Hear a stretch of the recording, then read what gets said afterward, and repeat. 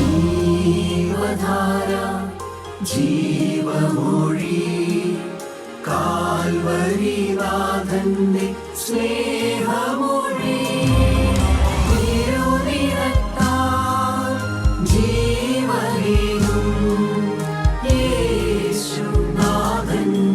ജീവമൊഴി ജീവധാര ജീവധാര ജീവധാര.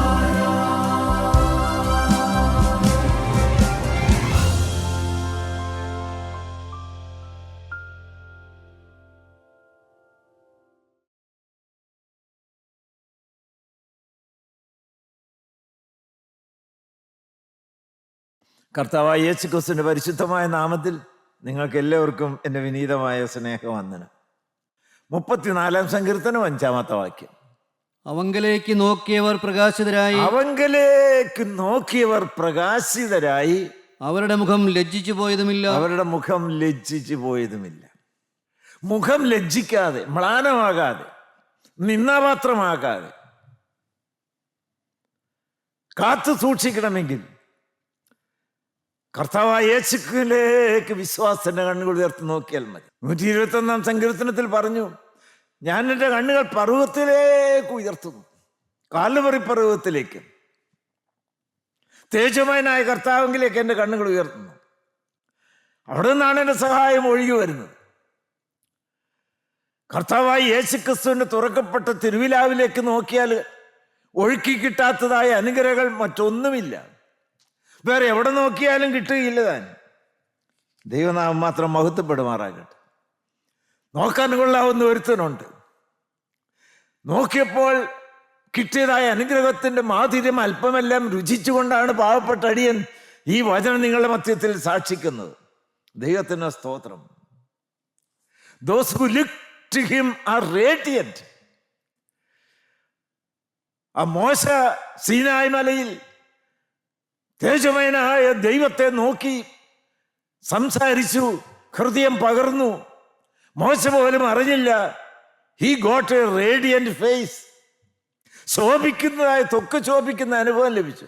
ദൈവമക്കൾ ഓരോരുത്തരും തേജമയനായ എനിക്ക് വേണ്ടി കത്തി ജ്വലിച്ചു നിൽക്കുന്ന കാൽവറിയിൽ കത്തി ജ്വലിച്ചു നിൽക്കുന്ന കർത്താവായ യേശുക്രിസ്തുവിലേക്ക് ഏകാഗ്ര ഹൃദയത്തോടെ വിശ്വാസത്തിന്റെ കണ്ണുകൾ നോക്കിക്കൊണ്ട് നിന്നാൽ തീ പിടിക്കും, ജ്വലിക്കും. അവങ്കലേക്ക് നോക്കിയവർ എന്നുള്ളതാണ് നമ്മുടെ ധ്യാന വിഷയം. ദൈവത്തിന് സ്തോത്രം. നോക്കിയവർ.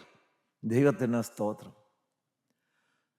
കണ്ണ് ശരീരത്തിലെ വിളക്കാണ്. വായിച്ച ലൂക്കോസ് 11-ാം അധ്യായത്തിന്റെ 34-ാമത്തെ വാക്യത്തിൽ ശരീരത്തിന്റെ വിളക്കെന്ന് പറയുന്ന കണ്ണാണ്. കണ്ണിന് വലിയ പ്രാധാന്യം കർത്താവായ യേശുക്രിസ്തു നൽകുന്നുണ്ട്. ശരീരത്തിന്റെ വിളക്ക് കണ്ണാകുന്നു. ശരീരത്തിന്റെ വിളക്ക് കണ്ണാകുന്നു. കണ്ണ് ചൊവ്വുള്ളതെങ്കിൽ ശരീരം മുഴുവനും പ്രകാശിതമായിരിക്കും. കാഴ്ചപ്പാട് ചൊവ്വുള്ളതെങ്കിൽ ശരീരം ആസകലം പ്രകാശിതമായിരിക്കും. ദോഷമുള്ളതാകിലോ ശരീരവും ഇരുട്ടുള്ളത് തന്നെ. ഓ ദൈവത്തിന് സ്തോത്രം. നിങ്ങളുടെ ശരീരത്തെ, ജീവിതത്തെ പ്രകാശമാനമായി കാത്തു സൂക്ഷിക്കണമെങ്കിൽ നിങ്ങളുടെ കാഴ്ചപ്പാടും നോട്ടവും ചൊവ്വായിരിക്കണം. നന്ദിയോടെ സ്തോത്രം. കർത്താവായ യേശുക്രിസ്തു സ്ത്രീയെ മോഹത്തോടെ നോക്കുന്നവനെല്ലാം വ്യഭിചാരത്തിന് തുല്യമായ പാപം ചെയ്തു പോയി എന്നല്ല പറയുന്നത്. വ്യഭിചാരം ചെയ്തു പോയി. നോക്കാതെ തന്നെ കണ്ടു എന്ന് വരാം. കാണുന്നതെല്ലാം നോക്കിയിട്ടല്ല, പക്ഷെ കാണാനായിട്ടുള്ള നോട്ടമുണ്ട്.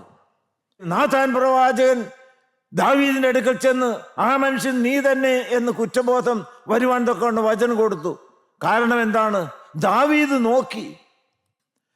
കാണുകയല്ലേ ഇത്, നോക്കി കണ്ട് രസിച്ചു ആ ഒരു സ്ത്രീ കുളിക്കുന്നത്. അത് വലിയ പാപത്തിലേക്കും കെടുതിയിലേക്കും അവനെ നയിച്ചു. അവന് മാത്രമല്ല, അവൻ്റെ കുടുംബത്തിനും തലമുറകൾക്കും. ഒറ്റ കാര്യം മാത്രമേ അടിയങ്ങൾക്ക് ഊന്നിപ്പറയുവാനായിട്ടുള്ളൂ.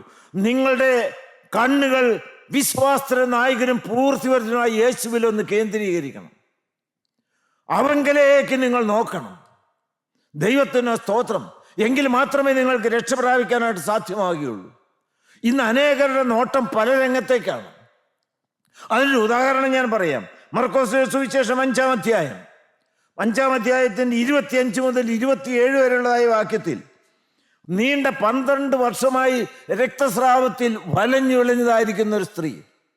അവള് അനേകരിലേക്ക് നോക്കി, അനേക വൈദ്യന്മാരിലേക്ക് നോക്കി, ചികിത്സാ രംഗത്തേക്ക് നോക്കി, എവിടെന്നെങ്കിലും സഹായവും സൗഖ്യവും ലഭിക്കുമോ എന്ന് നോക്കി. വായിച്ചേ. 12 സംവത്സരമായിട്ട് രക്തസ്രവമുള്ളവളായി പല വൈദ്യന്മാരാലും ഏറിയോന്ന് സഹിച്ച് തനിക്കുള്ളതൊക്കെയും ചെലവഴിച്ചിട്ടും ദൈവത്തിന്റെ സ്തോത്രം, സകലതും ചെലവഴിച്ചു. പല രംഗത്ത് പോയി പല വൈദ്യന്മാരെ കണ്ടു. എന്നിട്ട് ഒട്ടും ഭേദം വരാതെ ഒട്ടും ഭേദം വന്നില്ല. ദൈവത്തിന്റെ സ്തോത്രം, അടുത്തു. അവള് ശരീരത്തിന്റെ ശക്തി ചോർന്ന് വാർന്നു പോയിക്കൊണ്ടിരിക്കുകയാണ്. എല്ലും തോലുമായി ആശയ്ക്ക് വകയില്ലാത്ത ഒരു ഗുരുതരമായ നിസ്സഹായാവസ്ഥയിലേക്ക് വന്നു. ആ സമയത്ത് ഇതാ കർത്താവായ യേശു ക്രിസ്തു വരുന്നു. അവന്റെ വസ്ത്രമെങ്കിലും തൊട്ടാൽ ഞാൻ രക്ഷപ്പെടുമെന്ന് പറഞ്ഞ് ആ യേശു നടന്നു വരുന്നത് കണ്ടപ്പോൾ അവൾക്ക് മനസ്സിലായി, എന്റെ നോട്ടം തെറ്റിപ്പോയി, എന്റെ ആശ്രയം പലതിലേക്കായിരുന്നു. ഇപ്പോൾ എനിക്ക് ആശ്രയിക്കാനും നോക്കാനും ഹൃദയം പങ്കിടാനും കൊള്ളാവുന്ന ഒരുത്തിനിതാ വരുന്നു. അവനെ വിശ്വാസത്തിന്റെ കരം കൊണ്ടൊന്ന് തൊട്ടാൽ മതി. തൊട്ടു, ശക്തി വ്യാപരിച്ചു, ബാധ മാറി. അവള് മറിഞ്ഞു, കർത്താവായ യേശു ക്രിസ്തു മറിഞ്ഞു. ദൈവമക്കളെ, എന്റെ സഹായം എവിടെ നിന്ന് വരും? എബ്രായർ 3-ാം അധ്യായത്തിൽ തന്നിനായിരിക്കുന്ന പൗലോസ് വളരെ വ്യക്തമായി ദൈവമക്കൾക്ക് ഒരു നിർദ്ദേശം കൊടുക്കുന്നുണ്ട്. എങ്ങോട്ടാണ് നോക്കേണ്ടത്? ഹല്ലേലൂയ. എബ്രായർ 3:1, 12:2. അതുകൊണ്ട് വിശുദ്ധ സഹോദരന്മാരെ, സ്വർഗീയ വിളിക്ക് ഓഹരിക്കാരായുള്ളവരെ, സ്വർഗീയ വിളിക്ക് ഓഹരിക്കാരായിരിക്കുന്ന വിശുദ്ധ ദൈവമക്കൾ, നാം സ്വീകരിച്ചു പറയുന്ന അപ്പോസ്തലനും മഹാപുരോഹിതനുമായ യേശുവിനെ ശ്രദ്ധിച്ചു നോക്കുകയും, യേശുവിനെ നോക്കിയാൽ പോരാ, ശ്രദ്ധിച്ചു നോക്കണം. യേശുവിനെ ശ്രദ്ധിച്ചു നോക്കണം. വീണ്ടും എടുത്തു പറയുന്നു 12:2, വിശ്വാസത്തിന്റെ നായകനും പൂർത്തി വരുത്തുന്നതിനുമായ യേശുവിനെ നോക്കുക. ദൈവത്തെ, ഹി ഈസ് ദി പെർഫെക്റ്റ്, പൂർത്തി വരുത്തുന്നവനായ കർത്താവായ യേശു ക്രിസ്തു ഒന്ന് നോക്കിയാൽ മതി. ദൈവമക്കളെ, അവിടുന്ന് എന്താ നിങ്ങൾക്ക് ഒഴുകി കിട്ടില്ലാത്തത്? ആത്മരക്ഷ വേണോ? രോഗസൗഖ്യം വേണോ? ശരീരരക്ഷ വേണോ? ആശ്വാസം വേണമോ? സമാധാനം വേണമോ? നിത്യസ്വർഗം വേണമോ? Hallelujah, hallelujah. നന്ദിയോടെ സ്തോത്രം. ആ യേശുവിലേക്ക് നിങ്ങൾ ശ്രദ്ധയോടെ ഒന്ന് കേന്ദ്രീകരിച്ച് നോക്കാമോ? നമ്മുടെ പരിശുദ്ധ പിതാക്കന്മാര് ദൈവാലയത്തിൽ വന്നിട്ട് വരുന്ന ദൈവമക്കളോട് പറഞ്ഞു, നിങ്ങൾ ഒരു കാര്യം ചെയ്യണം, മോചനമതിനായി പാപികളെ വരുവീൻ, യാചിപ്പീൻ. നിങ്ങൾ വരണം. എന്താണ്? തൂക്കപ്പെട്ടു മരത്തിൽ, വിലാവ് തുറന്ന ചവളം, രക്തം വെള്ളമൊഴുകുന്ന മിശിഹായെ കാണാൻ വരാനാ പറഞ്ഞത്. ഇന്നത്തെ നോട്ടം എങ്ങോട്ടെല്ലാമാണ്? ആരിലേക്കെല്ലാമാണ്? ഏതെല്ലാം തീർത്ഥാടന കേന്ദ്രങ്ങളിലേക്കാണ്? ഏതെല്ലാം കല്ലറകളിലേക്കാണ്? ഏതെല്ലാം പുണ്യസ്ഥലങ്ങളിലേക്കാണ്? ദൈവത്തിന് മഹത്വം. ചെവി തുറന്ന് നിങ്ങൾ കേട്ടുകൊള്ളുക. ഹൃദയം പ്രകാശിക്കണമോ, രക്ഷ ഒഴുകി വരണമോ, സ്വർഗരാജ്യത്തിലെത്തണമോ, അവങ്കലേക്ക് നോക്കിയവൻ. ദൈവത്തിന്റെ മഹത്വം. വായിച്ച് സംഖ്യാപുസ്തകം 21-ാം അധ്യായത്തിന്റെ 8-ാമത്തെ വാക്യത്തിൽ ദൈവത്തിന് മരുഭൂപ്രയാണമാണ്. ദൈവമക്കൾ, ഇസ്രായേൽ മക്കൾ ഫറവോന്റെ അടിമത്തിൽ നിന്ന് വിടർത്തപ്പെട്ട് കനാൻ ദേശത്തിൽ ആക്കാക്കി പോവുകയാണ്. മരുഭൂപ്രയാണത്തിൽ അവിശ്വാസം വന്നു, അഗ്നിസർപ്പം കടിച്ചു, വിഷം കയറി, ആളുകൾ പലതും ബോധം കെട്ട് വീഴുന്നു, ചിലർ മരിക്കുന്നു. മോശ ദൈവസന്നിധിയിൽ കവിണ് വീണ് കരഞ്ഞു, ഇതിനൊരു പരിഹാരം തരണം. പിതാവായ ദൈവം മോശയോട് കൽപ്പിച്ചു, വചനം കൊടുത്തു, ഒരു വടിയുടെ അറ്റത്ത് ഒരു പിത്തള സർപ്പം ഉണ്ടാക്കി നാട്ടുക. എന്നിട്ട് ജനത്തിന് വചനം കൊടുക്കണം. ആ പിത്തള സർപ്പത്തിലേക്ക് നോക്കിയാൽ ജീവിക്കും. ദൈവത്തിന്റെ മഹത്വം. വായിച്ച് സംഖ്യ 21:8 വായിച്ച്. യഹോവ മോശയോട്, ഒരു അഗ്നി സർപ്പത്തെ ഉണ്ടാക്കി കൊടിമരത്തിന്മേൽ തൂക്കുക, കടിയേൽക്കുന്നവൻ ആരെങ്കിലും അതിനെ നോക്കിയാൽ ജീവിക്കുമെന്ന് പറഞ്ഞു. കടിയേൽക്കുന്നവൻ ആരെങ്കിലും അതിനെ നോക്കിയാൽ ജീവിക്കും. നിങ്ങൾക്ക് ഇപ്പോൾ നോക്കാം. ഹല്ലേലൂയ, ദൈവത്തിന് സ്തോത്രം. യോഹന്നാൻ 3-ാം അധ്യായത്തിന്റെ 14-15 വാക്യങ്ങളിൽ നിക്കോദീമോസിനോട് കർത്താവായ യേശുക്രിസ്തു പറഞ്ഞു, മോശ മരുഭൂമിയിൽ പിതൃസർപ്പത്തെ ഉയർത്തിയതുപോലെ മനുഷ്യപുത്രനെയും ഉയർത്തേണ്ടതാകുന്നു. ഈ കൂട്ടായ്മയിൽ ഏത് ദൈവൈതൽ എവിടെയെല്ലാം വെച്ച് പ്രസംഗിക്കാൻ എഴുന്നേറ്റാലും ഞങ്ങൾക്ക് വിരൽ ചൂണ്ടാൻ ഒരു രംഗം മാത്രമേ ഉള്ളൂ. മോശ മരുഭൂമിയിൽ പിതൃസർപ്പത്തെ ഉയർത്തിയതുപോലെ കാൽവറിയിൽ മനുഷ്യവർഗത്തിന്റെ രക്ഷയ്ക്ക് വേണ്ടി ഉയർത്തപ്പെട്ടതായ രക്ഷകനായിരിക്കുന്ന കർത്താവായ യേശുക്രിസ്തു. നിങ്ങളുടെ കണ്ണുകൾ അങ്ങോട്ടൊന്ന് കേന്ദ്രീകരിക്കാമോ? നന്ദിയോടെ സ്തോത്രം. ഏത് പാപത്തിന്റെ ശിക്ഷയായ മരണം ഏറ്റെടുത്തവർക്ക് ഇപ്പോൾ നോക്കാം. നിങ്ങൾ നരകത്തിൽ പോയി നിത്യനരകം അനുഭവിക്കേണ്ട കാര്യമില്ല. നിങ്ങൾക്ക് ജീവൻ പ്രാപിക്കാം. Hallelujah, hallelujah. ഈ ലോകത്തിൽ മറ്റെവിടെയെല്ലാം നിങ്ങൾ പാരതി നോക്കിയാലും രക്ഷ ഒഴുകി വരുന്നതായ ഒരു തിരുവിലാവ് വേറെയില്ല, ഒരു രംഗം വേറെയില്ല. നന്ദിയോടെ നന്ദിയോടെ സ്തോത്രം. ജീവരക്ഷയ്ക്കായി നിങ്ങൾ നോക്കുക. കുരിശ് കാണുന്നവരുണ്ട്, കുരിശ് മുത്തുന്നവരുണ്ട്, കുരിശ് ചുമക്കുന്നവരുണ്ട്, കുരിശ് അണിയുന്നവരുണ്ട്. പക്ഷേ നോക്കി രക്ഷ ഒഴുകി വരുന്നത് കാണുന്നവർ ചുരുക്കമാണ്. നന്ദിയോടെ സ്തോത്രം. ദൈവമക്കളെ, നിങ്ങൾക്ക് നോക്കാമോ? ഇപ്പോൾ രക്ഷ ഒഴുകി വരും, ഇപ്പോൾ ജീവൻ ഒഴുകി വരും. നന്ദിയോടെ സ്തോത്രം. ദൈവത്തിന് സ്തോത്രം. മനോഹരമായ മറ്റൊരു രംഗമുണ്ട്. നോക്കി അനുഗ്രഹം പ്രാപിച്ച മറ്റൊരു രംഗമുണ്ട്. വിശുദ്ധ ലൂക്കോസിന്റെ സുവിശേഷം 23-ാം അധ്യായം 41 മുതൽ 43 വരെ. ലൂക്കോസ് 23-ന്റെ നിങ്ങൾക്ക് എല്ലാവർക്കും അറിയാം. കർത്താവായ യേശുക്രിസ്തു 2 കള്ളന്മാരുടെ മധ്യത്തിൽ തൂക്കപ്പെട്ട് കിടക്കുകയാണ്. അപ്രയും ഇപ്രയും വലത്തു ഭാഗത്തെയും ഇടത്തു ഭാഗത്തെയും കള്ളൻ, 2 പാപികൾ. നടുവിലോ ഒരു പരിശുദ്ധൻ. നന്ദിയോടെ സ്തോത്രം. പാവില്ലാത്ത ഒരുത്തൻ, തെറ്റിയാത്ത ഒരുത്തൻ. നന്ദിയോടെ സ്തോത്രം. ദൈവമക്കളെ, വലത്തു ഭാഗത്തെ കള്ളൻ. കർത്താവായി യേശുക്രിസ്തു, പിതാവേ, ഇവർ ചെയ്യുന്ന ഇന്നത് എന്നറിയാകൊണ്ട് ഇവരോട് ക്ഷമിക്കണമേ എന്ന സ്നേഹത്തിന്റെ പ്രാർത്ഥനയുടെ ശബ്ദം കേട്ടു. ഇവൻ സാധാരണക്കാരനല്ല. വലത്തുഭാഗത്തെ കള്ളന്റെ കണ്ണ് കർത്താവിൽ ഏകാഗ്രമായി. വലിയ ഒരു മർമ്മം വെളിപ്പെട്ട് കിട്ടിയതുപോലെ വലത്തുഭാഗത്തെ കള്ളൻ സ്വർഗീയമായിരിക്കുന്ന കാഴ്ചകൾ കാണുകയാണ്. കാൽവറിയിൽ പിടഞ്ഞു മരിക്കുന്ന കർത്താവായ യേശുക്രിസ്തു എല്ലാവരും ദൂഷിക്കുന്ന ശബ്ദം അവൻ കേട്ടു. മുൾക്കിരീട ധാരിയായി, എൻ്റെ ദൈവമേ, എൻ്റെ ദൈവമേ, നീ എന്നെ കൈവിട്ടത് എന്തെന്ന് കരഞ്ഞു വിലപിച്ച് കിടക്കുകയാണ്. പക്ഷെ അവൻ കാണുന്നത് രാജാതി രാജാവിനെയാണ്. പൊൻകിരീടധാരിയായി സ്വർഗരാജ്യത്തിന്റെ അവകാശിയായിട്ടാണ് കാണുന്നത്. കർത്താവായ യേശുക്രിസ്തു രണ്ടാമത് വരുമെന്നുള്ളതായ സ്വർഗീയമായിരിക്കുന്ന വെളിപ്പാട് ക്രൂശിലേക്ക് നോക്കിയപ്പോൾ അവൻ വെളിപ്പെട്ട് കിട്ടി. നന്ദിയോടെ സ്തോത്രം. മരിക്കുന്ന കർത്താവായ യേശുക്രിസ്തുവിനോട് ജീവൻ ചോദിക്കുന്ന രക്ഷയുടെ വിശ്വാസം അവന് കിട്ടി. യേശുവേ, നീ രാജ്യത്തും പ്രാപിച്ചു വരുമ്പോൾ എന്നെ ഒന്ന് ഓർക്കണമേ. നന്ദിയോടെ സ്തോത്രം. മരിക്കുന്ന യേശുവിനോട് നിത്യരക്ഷ ചോദിച്ചു വാങ്ങുക. നിങ്ങളുടെ കണ്ണുകൾ ക്രൂശിലേക്കൊന്ന് ഉയർത്താമോ? ഹല്ലേലൂയ. നന്ദിയോടെ സ്തോത്രം. ആ വലത്തു ഭാഗത്തെ കള്ളന്റെ അന്നത്തെ രാവിലത്തെ അവസ്ഥ എന്താണ്? നിത്യ നരകാവകാശിയാണ്, തൂക്കപ്പെട്ട് കിടക്കുകയാണ്. അവന് ആവശ്യമായിരിക്കുന്ന ഇടത്തു ഭാഗത്തെ കള്ളനെ പോലെ ശാരീരികമായ രക്ഷയല്ല, ക്രൂശിൽ ഇറങ്ങി വന്നുള്ളതായ രക്ഷയല്ല, ക്രൂശിൽ ഒരുക്കിയ രക്ഷയാണ് ആവശ്യമായിരിക്കുന്നത്. ക്രൂശ് അനേകർ കാണുന്നുണ്ട്, മുത്തുന്നവരുണ്ട്. പക്ഷെ ഈ രക്ഷ വിശ്വാസത്തിന് കണ്ണുകൾ കൊണ്ട് കണ്ട് സ്വന്തമാക്കിയോ? Hallelujah, hallelujah. അപ്പൊ സ്വർഗത്തിലായത്തിലേക്ക് തുറന്ന വാതിലാണ്. ആ വാതിലൂടെ നോക്കിയപ്പോൾ സ്വർഗം കാണുകയാണ്, രാജാതി രാജനെ കാണുകയാണ്, വീണ്ടും വരുന്ന യേശുവിനെ കാണുകയാണ്.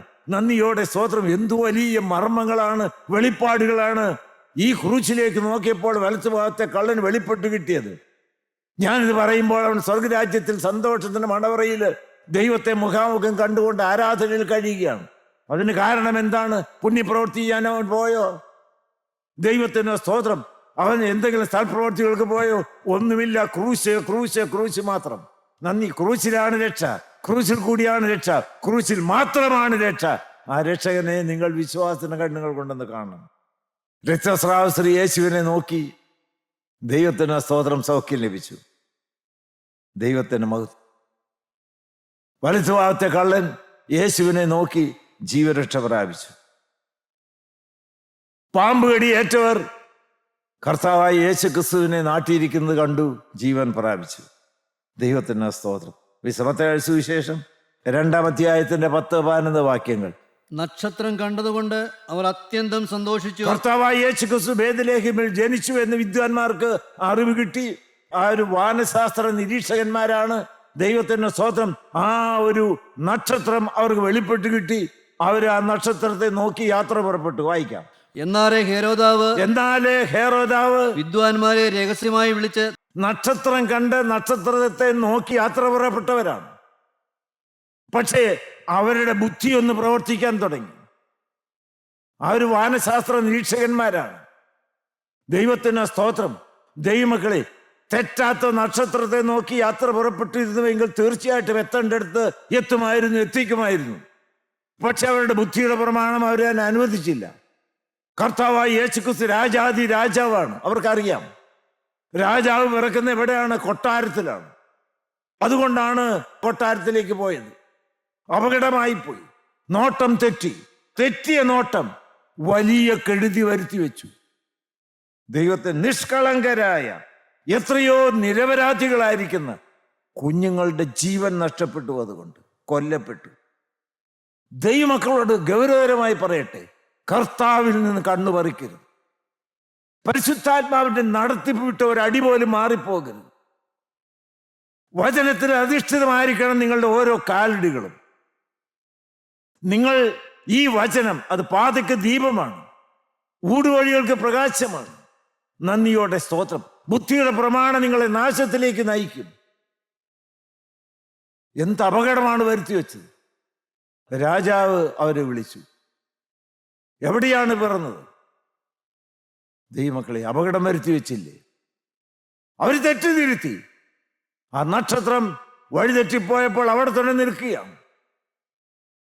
അവരെ എത്തിക്കേണ്ടടുത്ത് എത്തിക്കണം. അവർ തിരികെ വന്ന് നക്ഷത്രത്തിലേക്ക് കണ്ണുകൾ ഉയർപ്പിച്ചു. നക്ഷത്രം മുന്നോട്ട് പോയി കർത്താവായ യേശുക്രിസ്തു ജനിച്ച ബേത്ലഹേം പുൽത്തൊട്ടിയുടെ മേൽ ചെന്ന് നിന്നു. ഓ, തേജമാനായി ജ്വലിച്ച് പ്രകാശിക്കുന്ന നക്ഷത്രമായിരിക്കുന്ന യേശുവിനെ കണ്ടു. നിക്ഷേപാത്രങ്ങളെ തുറന്നു, മുഴുവൻ അങ്ങ് കാഴ്ചവെച്ച് വണങ്ങി നമസ്കരിച്ചു, അനുഗ്രഹം പ്രാപിച്ചു. വേറെ വഴിയായി മടങ്ങിപ്പോന്നു. നന്ദിയോടെ സ്തോത്രം. ദൈവമക്കളെ, ഞാൻ നിങ്ങളോട് വളരെ വ്യക്തമായി പറയട്ടെ, യേശുവിനെ കണ്ട് നമസ്കരിച്ചാൽ നിങ്ങൾക്ക് വേറെ വഴിയായി ഇന്ന് എഴുന്നേറ്റ് പോകാം. പാപത്തിന്റെ വഴിയിലൂടെ കാലുകളിൽ എടുത്തു വെച്ച് നാശത്തിലേക്ക് പോകുന്ന ജീവിതയാത്രക്കാരാ, ഇന്ന് നിന്നെ വഴിതിരിച്ചു വിടുന്ന ദിവസമാണ്. കാരണം കാണുന്നത് യേശുവിനെയാണ്, നോക്കുന്നത് യേശുവിനെയാണ്. ജീവിതത്തിലെ നിക്ഷേപാത്രങ്ങളെ തുറന്ന് മുഴുവൻ സമർപ്പിക്കുന്നത് മറ്റെവിടെയെങ്കിലും അല്ല, അരുമനാഥന്റെ കാൽക്കലാണ്. ദൈവമക്കളെ, നിങ്ങൾക്ക് ഒരു പുതിയ വഴി തുറക്കണ്ടേ? ദൈവത്തിന് സ്തോത്രം. ഒരു പുതിയ അധ്യായം തുടങ്ങണ്ടേ? ഒരു വഴിയല്ലേ ഉള്ളു സ്വർഗരാജ്യത്തിലേക്ക്. ആ വഴിയല്ലേ അവർ കണ്ടത്. നന്ദിയോടെ സ്തോത്രം. ദൈവത്തിന് മഹത്വം. നോട്ടം പിഴയ്ക്കരുത്, ദൃഷ്ടി മാറിപ്പോകരുത്. അവങ്കിലേക്ക് നിങ്ങൾ നോക്കണം. ദൈവത്തിന് സ്തോത്രം. മറ്റൊരു രംഗം എൻ്റെ മനസ്സിൽ തെളിഞ്ഞു വരുന്നുണ്ട്. അത് മറിയാണ്. നന്ദിയോടെ സ്തോത്രം. മറിയാണ്. കർത്താവായ യേശു ക്രിസ്തു സ്നേഹിച്ച് രക്ഷിച്ച മറിയാം. അവളുടെ ജീവിതത്തിൽ നന്ദിയുണ്ട്. കർത്താവായ യേശു ക്രിസ്തു മരിച്ചു. ശിഷ്യന്മാരെല്ലാം ഓടി വെപ്രാളപ്പെട്ട് ഭയവികലരായി മാറിപ്പോയപ്പോൾ കന്യമറിയ അവനോട് ചേർന്ന് യോഹന്നാസ്ലീഹ നിൽക്കുന്നതിന്റെ അടുക്കൽ ഈ മറിയം നിൽക്കുന്നുണ്ട്. ക്രൂശിന്റെ ചുവട് വരെ അവൾ അനുഗമിച്ചു. മതിയായില്ല. യേശുവിനെ അടക്കി. അവൾക്ക് അടങ്ങിയിരിക്കാൻ പറ്റുന്നില്ല. ഇരുട്ടുള്ളപ്പോൾ തന്നെ എഴുന്നേറ്റ് സുഗന്ധദ്രവ്യങ്ങളുമായി പോവുകയാണ്. വായിച്ച് യോഹന്നാൻ 20:12 വാക്യങ്ങൾ വായിച്ച്.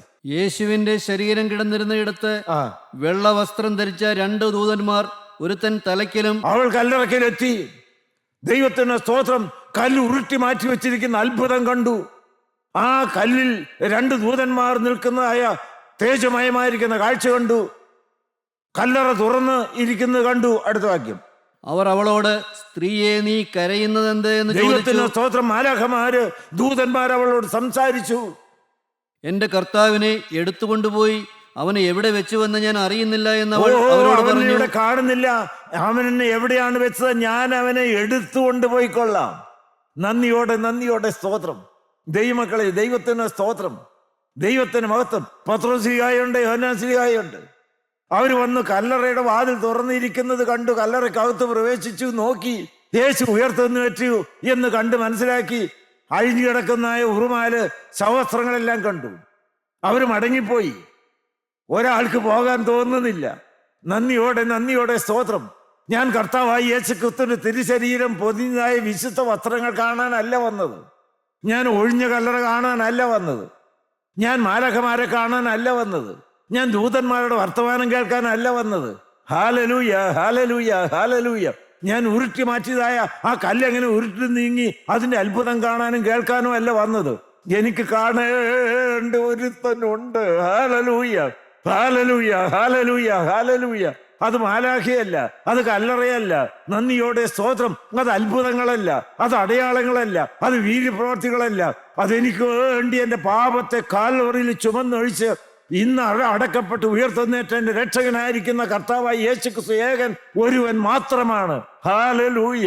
ദൈവമക്കളി, മർമ്മമൊന്ന് കേട്ട ദൈവമക്കളി, കാൽവറിയിലെ കർത്താവായി യേശുക്രിസ്തുവിനെ മാത്രം കേന്ദ്രീകരിച്ച് വചനം നൽകി ഉണർത്തുന്നതായി കൂട്ടായ്മയിലേക്ക് കൊണ്ടുവന്നത് നിങ്ങളെ കൊണ്ടുവന്ന് ഞങ്ങളാരുമല്ല.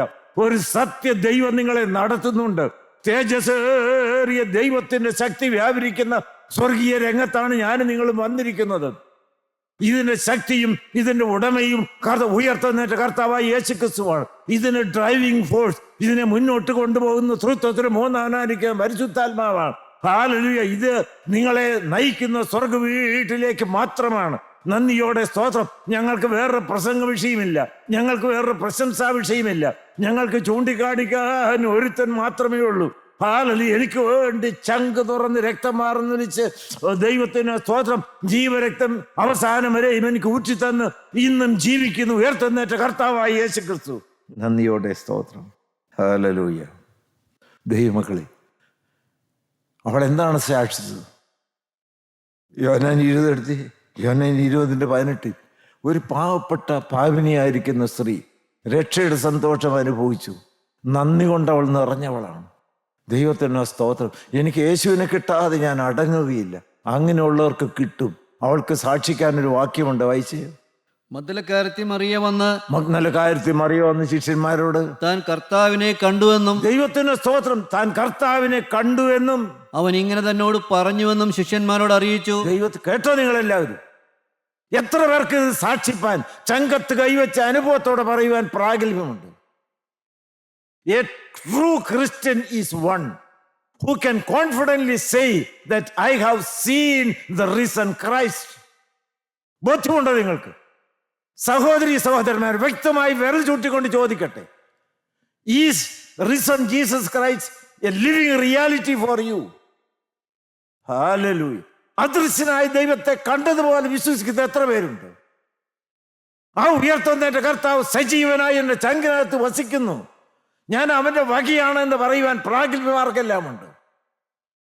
ഈ ഉയർത്തെന്നേറ്റ ചൈതന്യം നീ ഉൾക്കൊള്ളുന്നുവെങ്കിൽ നിന്റെ കാലുകൾ തുള്ളിച്ചാടി ഓടും. ഈ മഗ്ദലക്കാരി മറിയപ്പോൾ യേശു ഉയർത്തെന്നേറ്റ് ഞാൻ കണ്ടു, അവൻ എന്നോട് സംസാരിച്ചു, ഞാൻ അവന്റെ സാക്ഷിയായി എന്റെ അടുക്കൽ വന്നിരിക്കുന്നു. ചരിത്രം പറയാനല്ല, ഊഹാപോഹം പറയാനല്ല, ഫസ്റ്റ് ഹാൻഡ് ഇൻഫർമേഷൻ. ദൈവമക്കളെ, ഇത് നേരിട്ട് അനുഭവിക്കുന്ന ഒരു കൂട്ടം സത്യക്രിസ്ത്യാനി നമ്മുടെ കൂട്ടായ്മയിലുണ്ടാകും. അങ്ങനെ കണ്ടാലുണ്ടല്ലോ ദൈവത്തിന് ആ അനുഭവം കിട്ടിയവർക്കുണ്ടല്ലോ. എനിക്ക് 1-2 കാര്യങ്ങൾ ഓർപ്പിക്കാനുണ്ട്. വായിച്ച് അപ്പോസ്തല പ്രവൃത്തികൾ 7-ാം അധ്യായം.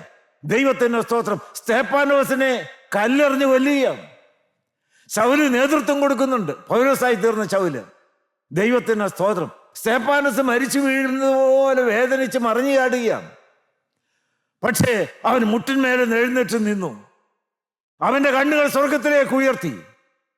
വളരെ വ്യക്തമായി ഭൂമിയിൽ വേദനിച്ച് കല്ലേറുകൊണ്ട് മരണത്തോട് മല്ലടിച്ച് പിടയുന്നതായ സ്തേഫാനോസ് കാണുന്ന കാഴ്ച വായിച്ച് 7:55-56 വായിച്ച്. ഇത് കേട്ടപ്പോൾ അവർ കോപപരവശരായി അവന് നേരെ പല്ല് കടിച്ചു. സ്തേഫാനോസിന് നേരെ പല്ല് കടിച്ചു, കല്ലെറിഞ്ഞു. അവനോ പരിശുദ്ധാത്മാവ് നിറഞ്ഞവനായി. ഹല്ലേലൂയ. അവൻ പരിശുദ്ധാത്മാവ് മരണസമയത്ത് നിറഞ്ഞവനായി സ്വർഗത്തിലേക്ക് ഉറ്റുനോക്കി എന്തു കണ്ടു? ദൈവമഹത്വവും ദൈവത്തിന്റെ വലത്തുഭാഗത്ത് യേശു നിൽക്കുന്നതും കണ്ടു. ഹല്ലേലൂയ, ഹല്ലേലൂയ, ഹല്ലേലൂയ. എത്ര മനോഹരമായ ഒരു കാഴ്ച. ശരീരം മുഴുവൻ കീറി മുറിഞ്ഞ് രക്തം മാർന്നൊലിച്ച് മരിക്കുന്ന രംഗം. പക്ഷെ ആത്മാവ് നിറയുന്നു. അങ്ങനെ ഒരു മരണത്തിനു വേണ്ടി വാർദ്ധക്യത്തിലേക്ക് വന്ന് ഞാനും കൊതിക്കുകയാണ്. ദൈവത്തിന് സ്തോത്രം. ഈ ഭൂമിയിൽ കർത്താവായ യേശുക്രിസ്തുവിന് വേണ്ടി രക്തസാക്ഷിയായി ജീവനം വെടിഞ്ഞതായ ആ ഒരു ദൈവവൈതലിന്റെ ആത്മാവിനെ സ്വീകരിക്കാൻ തുറന്ന സ്വർഗരാജ്യത്തിന്റെ വാതുക്കൽ വലത്തുഭാഗത്ത് ഇരുന്ന കർത്താവായ യേശുക്രിസ്തു ഇപ്പോൾ എഴുന്നേറ്റ് നിൽക്കുന്നു. അവനെ സ്വീകരിക്കണം. നന്ദിയോടെ സ്തോത്രം. ദൈവമക്കളോട് കൈകൂപ്പിക്കൊണ്ട് പറയട്ടെ, ഏത് സമയത്ത് എങ്ങനെ മരിച്ചാലും അല്ല കൊല്ലപ്പെട്ടാലും സ്വർഗം എന്നെ സ്വീകരിക്കാൻ ആ തുറന്ന വാതിലുമായി നിൽക്കുന്ന കാഴ്ച എനിക്ക് കാണും. അവിടെ എൻ്റെ യേശു എന്നെ സ്വീകരിക്കാൻ ആത്മാവിനെ കൈക്കൊള്ളാൻ എഴുന്നേറ്റ് നിൽക്കുന്നു. എപ്പോൾ മരിച്ചാൽ ദൈവമക്കളെ, ഹല്ലേലൂയ ഹല്ലേലൂയ, സന്തോഷത്തോടെ ഈ മരണത്തെ പുൽകാൻ നമുക്ക് സാധിക്കും. പരിശുദ്ധാത്മാവ് നിറഞ്ഞതായ ഒരന്ത്യം, നന്ദിയോടെ സ്വർഗം കണ്ടുകൊണ്ടുള്ളതായ മരണം, യേശു എന്നെ സ്വീകരിക്കാൻ എഴുന്നേറ്റ് നിൽക്കുന്ന കണ്ടുകൊണ്ടുള്ളതായ അവസാനത്തെ കണ്ണടം. നന്ദിയോടെ സ്തോത്രം, നന്ദിയോടെ സ്തോത്രം. ദൈവമക്കളെ, ഇന്ന് നമ്മൾ ജീവിച്ചിരിക്കുന്നുണ്ട്. എൻ്റെ മരണമാണോ കർത്താവിൻ്റെ രണ്ടാമത്തെ വരവാണ് ആദ്യം നടക്കുന്നത് എനിക്ക് അറിഞ്ഞുകൂടാ. ദൈവത്തിന് പക്ഷെ ഒന്ന് കാണണം. വായിച്ച് അപ്പോസ്തല പ്രവൃത്തികൾ 1-ാം അധ്യായം 11-ാമത്തെ വാക്യം. അപ്പോസ്തല പ്രവൃത്തികൾ 1-ാം അധ്യായത്തിന്റെ 11-ാമത്തെ വാക്യത്തിൽ ഒരു ദൈവവൈതൽ, ഒരു വിശ്വാസി പ്രത്യാശയോടെ എന്ത് കാണണം? വായിച്ചേ. ഗലീല പുരുഷന്മാരെ, നിങ്ങൾ ആകാശത്തിലേക്ക് നോക്കി നിൽക്കുന്നത് എന്ത്? നിങ്ങൾ ആകാശത്തിലേക്ക് നോക്കി നിൽക്കുന്നത് എന്ത്? നിങ്ങളെ വിട്ട് സ്വർഗാരോഹണം ചെയ്ത ഈ യേശുവിനെ, ഈ യേശു സ്വർഗാരോഹണം ചെയ്ത് നിങ്ങളെ വിട്ട് പറന്നു ഉയർന്നതുപോലെ സ്വർഗത്തിലേക്ക് പോകുന്നവനായി നിങ്ങൾ കണ്ടതുപോലെ നിങ്ങൾ കണ്ണാലെ കണ്ടല്ലോ. സ്വർഗത്തിലേക്ക് യേശു ഉയർത്തപ്പെട്ടു പോകുന്നത് നിങ്ങൾ കണ്ണാലെ കണ്ടല്ലോ. അതുപോലെ അവൻ വീണ്ടും വരും, അവൻ വീണ്ടും വരും. ദൈവത്തിന് സ്തോത്രം, അവൻ വീണ്ടും വരും. നന്ദിയോടെ നന്ദിയോടെ സ്തോത്രം, ഹല്ലേലൂയ, നന്ദിയോടെ സ്തോത്രം. കർത്താവിന്റെ ഗംഭീരനാഥത്തോടും പ്രധാന ശബ്ദത്തോടും ദൈവത്തിന്റെ കാഹളത്തോടും കൂടി അവൻ മധ്യാകാശത്തിൽ വീണ്ടും വരും. മണവാളൻ മണിപ്പന്തൽ എല്ലാം ഒരുക്കിയ ശേഷം മണവാട്ടി സഭയെ ചേർക്കാൻ വേണ്ടി വരും. നന്ദിയോടെ സ്തോത്രം. ദൈവമക്കളെ, ആ പ്രത്യക്ഷത നിങ്ങൾക്ക് വിശ്വാസത്തിന് കണ്ണുകൾ കൊണ്ട് കാണണ്ടേ. ഇയ്യോബ് വേദനയുടെ പാരമ്യത്തിൽ എത്തിയതായ സമയത്ത് പറഞ്ഞു, ഇയ്യോബിന്റെ പുസ്തകം വായിച്ച് ദൈവത്തിന്റെ മഹത്വം അത് നമ്മുടെ ജീവിതത്തിന് വ്യക്തിപരമായ അനുഭവമായി തീരണ്ടേ. ഈ 19-ാം അധ്യായത്തിന്റെ 26-27 വാക്യങ്ങൾ, 19-ാം അധ്യായത്തിന്റെ 26-27 വാക്യങ്ങൾ. എന്റെ ത്വക്ക് ഇങ്ങനെ നശിച്ച ശേഷം, എന്റെ ത്വക്ക് ഇങ്ങനെ നശിച്ച ശേഷം ഞാൻ ദേഹസഹിതനായി ദൈവത്തെ കാണും. ഞാൻ ദേഹസഹിതനായി എന്റെ പൊന്നു ദൈവത്തെ കാണും. ഞാൻ തന്നെ അവനെ കാണും, ഞാൻ തന്നെ അവനെ കാണും. അന്യനല്ല, എന്റെ സ്വന്തം കണ്ണ് അവനെ കാണും. അന്യനല്ല, എന്റെ സ്വന്തം കണ്ണ് അവനെ കാണും. ഹല്ലേലൂയ ഹല്ലേലൂയ ഹല്ലേലൂയ. തേജസ്സിൽ യേശുവിൻ പൊന്മുഖം ഞാൻ കാണും. നന്ദിയോടെ നന്ദിയോടെ സ്തോത്രം, ഹല്ലേലൂയ. ഞാൻ ഇത്രയും കാലം പ്രസംഗിച്ച ആയിരങ്ങളിലും 10,000 സുന്ദരനായിരിക്കുന്ന എന്റെ പ്രാണപ്രിയനെ ഞാൻ നേരിട്ട് കാണും. അവന്റെ കാൽക്കലങ്ങ് വീഴും. ഞാൻ ഉള്ളം നിറഞ്ഞ് സന്തോഷത്തോടെ 10 ഹല്ലേലൂയ പാടും. എന്റെ ജീവിതത്തിന്റെ ഏക പ്രത്യാശ അതെയാണ്. അതിന് ദൈവം തീർച്ചയായിട്ടും കൃപ തരും എന്ന് ഞാൻ പരിപൂർണമായി വിശ്വസിക്കുകയാണ്. നമ്മുടെ കണ്ണുകളെ നമുക്ക് അടയ്ക്കാം, നമ്മുടെ തലകളെ നമുക്ക് വണക്കാം. പ്രാണപ്രിയൻ വരാറായി, കാഹളനാദം കേൾക്കാറായി, സഭ പറന്നുയരാറായി. ഹല്ലേലൂയ ഹല്ലേലൂയ ഹല്ലേലൂയ ഹല്ലേലൂയ. ഈ പ്രത്യാശയുള്ളവർ ആരെല്ലാം ഉണ്ട്?